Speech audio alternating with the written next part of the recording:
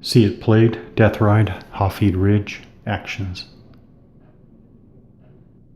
So the basic scheme of maneuver here for the British is, British Army talk about the scheme of maneuver, then we'll go through the phases.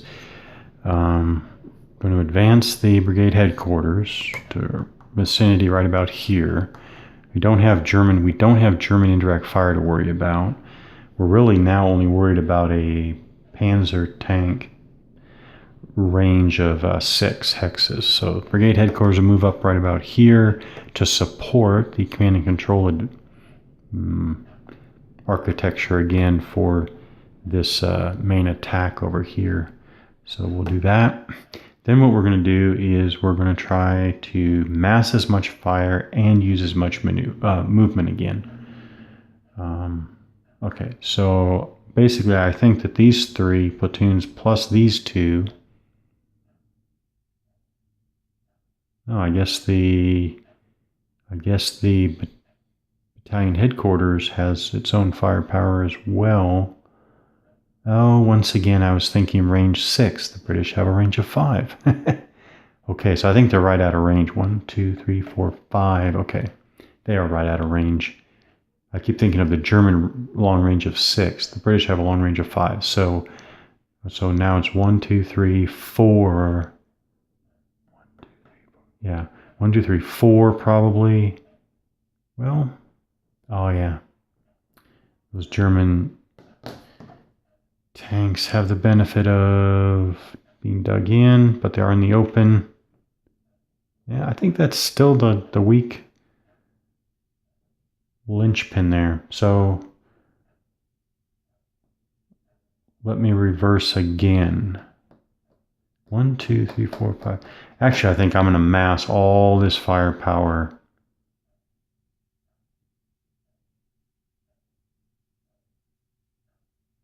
Oh, no.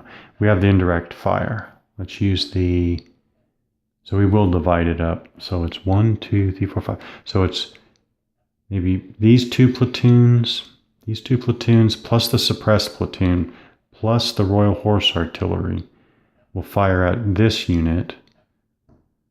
I'm just trying to get at least suppression 1. They're still in the fort, which has a -4 DRM for fire combat.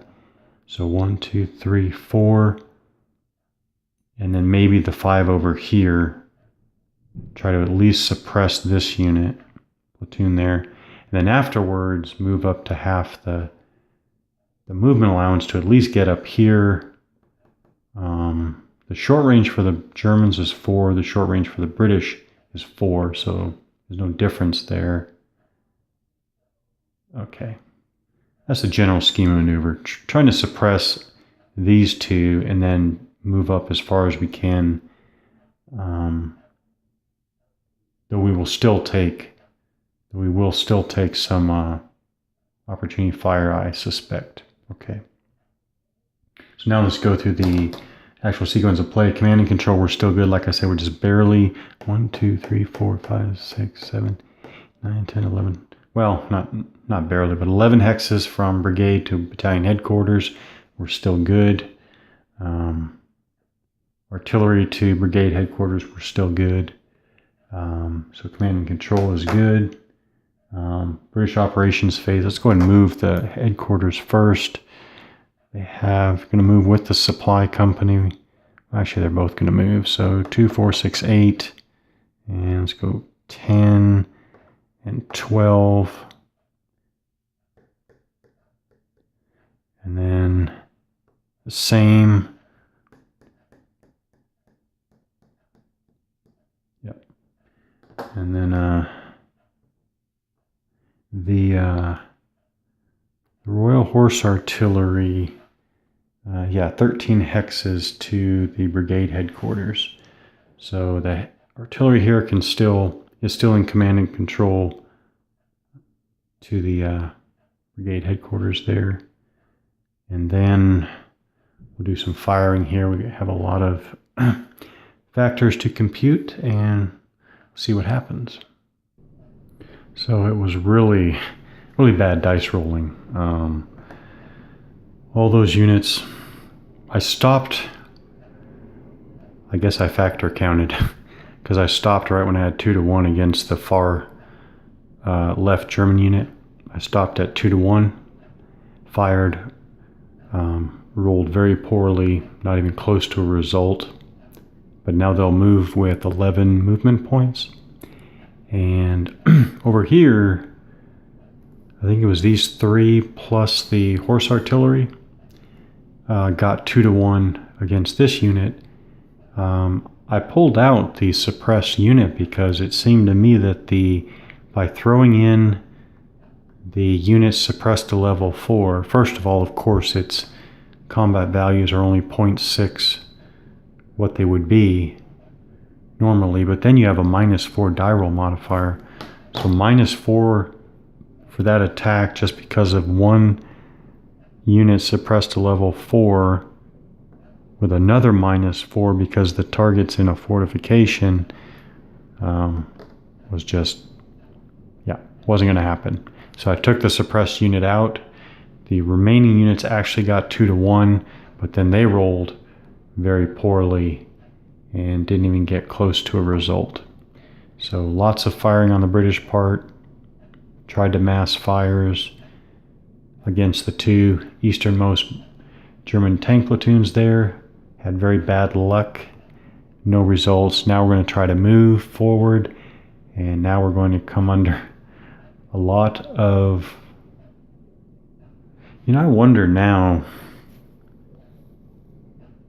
it doesn't, even though I said it before, it doesn't make sense to move forward and weather the fire.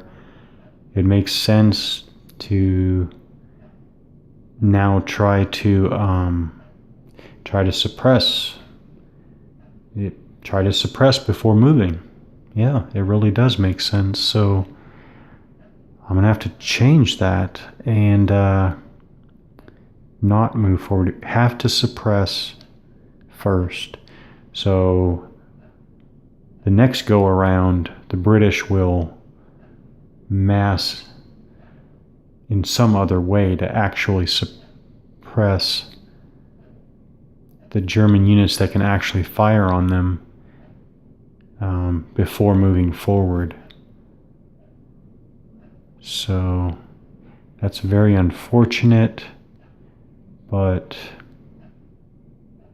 any movement is going to draw opportunity fire, which is really unnecessary at this point, certainly within the context of my action here, not having any type of time limit. Okay. No British close assaults, so we go on to unit suppression recovery phase. Again, the phasing player reduces suppression. The British tank platoon here is not adjacent to any enemy, so it will recover 2 levels. So it goes to 2, like that. Okay. And then both units flip red to green. There aren't any. Then we go to interdiction placement, return and cast mission return phase. We have nothing there. And then end of turn activities. I'll remove my markers here. So really at this point, one has to consider why the Germans see now that the British have committed and understand there's no time limit here in this action.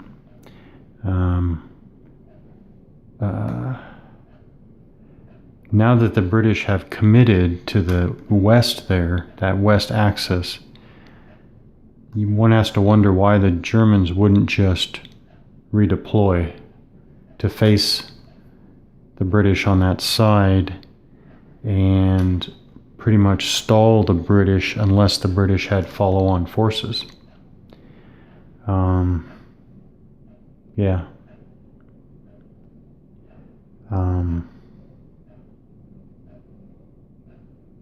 And that's actually what I might consider when I come back around to the next German player turn.